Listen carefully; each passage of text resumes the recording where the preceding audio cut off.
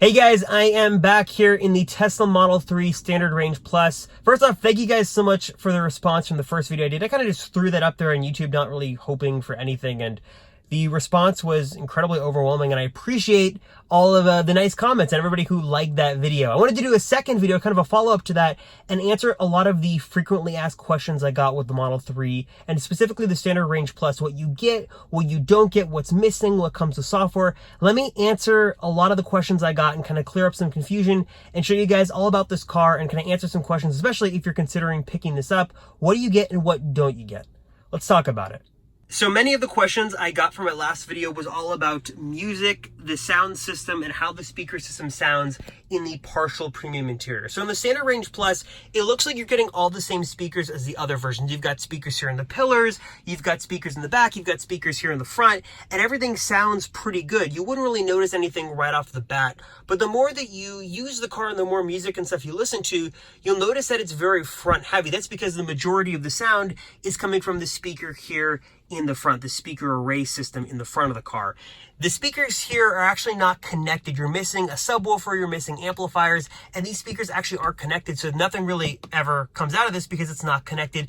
It doesn't really take away from the speaker system experience, in my personal opinion. I'm not a huge audiophile, listen to podcasts, music, the radio. It sounds really good, though you are losing a little bit more of that immersion you get from, obviously, the speakers in those pillars there. I have done some adjustments. I got some recommendations from people off the glorious Tesla subreddit, and here's kind of what I did to my Model 3 Standard Range Plus as far as adjustments go. You'll see the balance here. I have it kind of in the standard here, right kind of in the middle of the car. I've also got options here that I have, obviously, mobile controls on. I have immersive sound on.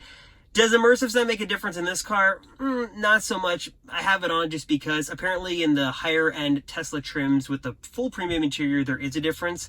In this one, not so much, but I did find that kind of adjusting these settings here on the screen do make a difference. So if you have a Standard Range Plus Model 3 and you want to adjust the audio a bit, try these settings and see if they help you. Let's talk about floor mats. Do you get floor mats in the Model 3 Standard Range Plus? And by default, you do not. I got these kind of aftermarket. Honestly, they're pretty cheap. They're from Costco. Kind of a temporary one for like 30 bucks. They kind of cut and fit in there. They actually work okay. And obviously, I got my aftermarket metal covers here. I'll have a whole secondary accessory video coming soon on all these cool little aftermarket things you could buy. These are super cheap. Those are like 10 bucks. I'll link them down below. This was $30. I'm not totally in love with them. I kind of refer to these affectionately as kind of the baby floor mats because in the back, they're literally like just covering just a little bit. So by default, you're just kind of getting this cloth underneath. There is no protective mat. You're just kind of getting the bare bones cloth.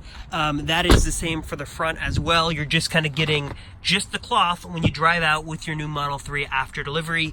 In the back is kind of the same. You get no mat, just you do actually get, if you're curious, you get the little Model 3 license plate cover, but you do not get any kind of protective mat, just kind of this cloth finish in the back. And then to the front, kind of the worst part about all this is you do not get anything in the front. You just kind of get just this basic plastic shell and a tool there, and that's kind of it. So there is no protection here from scratches, or if you put anything in there, you're kind of on your own. So if you want to get mats for your Model 3, for the front, the back, kind of cargo mats, and then as well as floor mats, I'll link some down below. But again, I'll have a full video coming soon showing you some good solutions for that. But by default, you do not get your own. You got to pay for those yourself. Another big point of questions I got on the car had to do with the mapping system and where is the satellite map view and where is the real-time traffic data. So the infotainment system on here is pretty much the same as any other Tesla. You just don't get satellite maps and you don't get the ability to see the real-time traffic data. So you can see here, I just see kind of gray around me, white. There isn't really anything to look at. And obviously on the higher end trims, you do have the ability to see that stuff. I can still see, obviously all the superchargers around me. If I click on that little icon there, I can see that. I still do get live traffic data inputted into the navigation. So when I navigate somewhere, it's still pulling from the same source. I'm still getting rerouted based on the traffic conditions. I just can't see it. So I can't see live traffic, though that's still working in the navigation system. And again, there is no way to see satellite view. I'm just kind of getting this standard kind of 2D grayscale map view here. There is no way to see satellite views as of right now. Let's talk about music streaming. Where is that on the Model 3 Standard Range Plus? Well, it's not an option. So you have a couple of different options here as far as music goes. You have obviously the radio, which does include HD radio, which is kind of nice, though I found my experience with it to be a little bit spotty. It sometimes works and sometimes doesn't work. Obviously, you can stream right from your phone over Bluetooth, but that's about it. There's a settings here, which really is, like I kind of showed you here, there's some adjustments you can make here, but not so much in the partial premium interior. There is this kind of any music option here, which is interesting because it looks like this might be kind of the tie-in to tune in, but it doesn't load anything. So if I go to stations, if I go to top music, if I just type in, you know, I want to listen to Ed Sheeran, I start typing his name in here, it won't actually do anything. It tries to kind of pull in something momentarily, but then it goes away. So you don't have that option here. You're just kind of stuck with just Bluetooth, which in my experience has been okay. Some people would rather have the ability to stream music, which is kind of nice, but it's not an option here, at least as of right now, in the partial premium interior. So right now, you don't get music streaming, there's no real-time traffic visualization, and there is no satellite maps. Though Tesla has said before that this may be coming in some kind of monthly fee or some kind of yearly fee. I'll throw it on screen here, but apparently Tesla has said that this is like a premium connectivity package. It could come in the future, maybe for about $100 a year, and you could get these things on your partial premium tier. So you'd be able to basically software unlock music streaming over LTE. You can get the satellite maps, the real-time traffic stuff. That would be great, but as of right now, as of filming this video in July of 2019, that is not an option yet, though Tesla does say at some point it should be coming. Another question I got was about these Aero wheel covers. Some people love them, some people hate them. Can you remove them? Yes, you can remove them super easily. And then Tesla also sells a wheel cap cover kit that you can buy, that'll link below, that you can put in place of them. They pop off super easily, and if you hate them, you can take them off. I actually don't mind the way they look. I'm gonna keep them on there for now, but they do come off fairly easily if you hate them and want to take them off.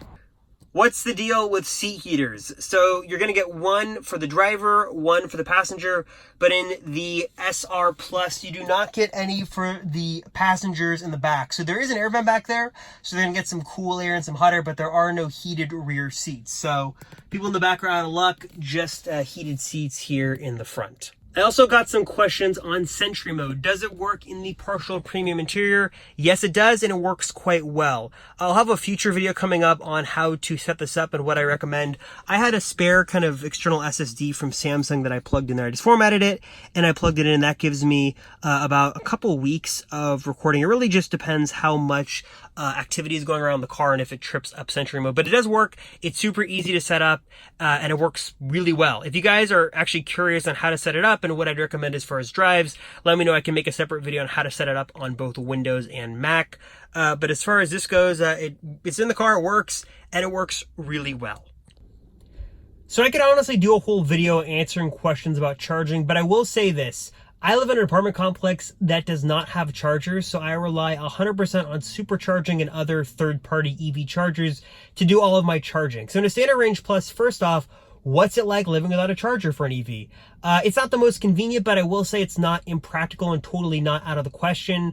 I luckily live in Southern California, so there's a lot of Tesla superchargers around here, plus a bunch of ChargePoint and other third-party EV chargers. So the experience hasn't been bad for me. If you guys want more details on that, I can tell you a whole story and kind of bring you along with me as I charge and do that whole kind of thing. But let me know, leave a comment down below if you guys want to see that. But kind of very briefly, I have not had an issue. I supercharge about once a week, and everything has been fine as far as living without a home charger. I did get some questions and wanted to address that because that was something personally I was curious about. Could I live without a home charger? Is it convenient? No. But is it totally doable? Yes, it is. Do you get a web browser on the partial premium interior?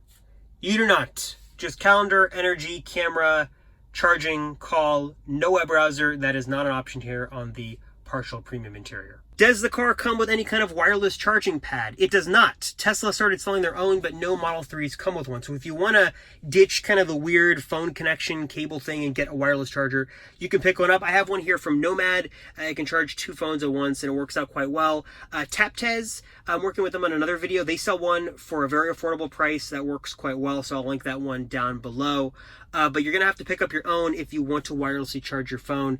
Another question I got was from this very shiny, very scratch-prone center console here. I have not gotten a wrap yet, but it is definitely on my list. As you can already see, I've already put some what look almost like probably scratches, just kind of smudges and deep scrapes, and just by like day-to-day things, trying to really keep myself very consciously aware that this thing is very prone to scratches.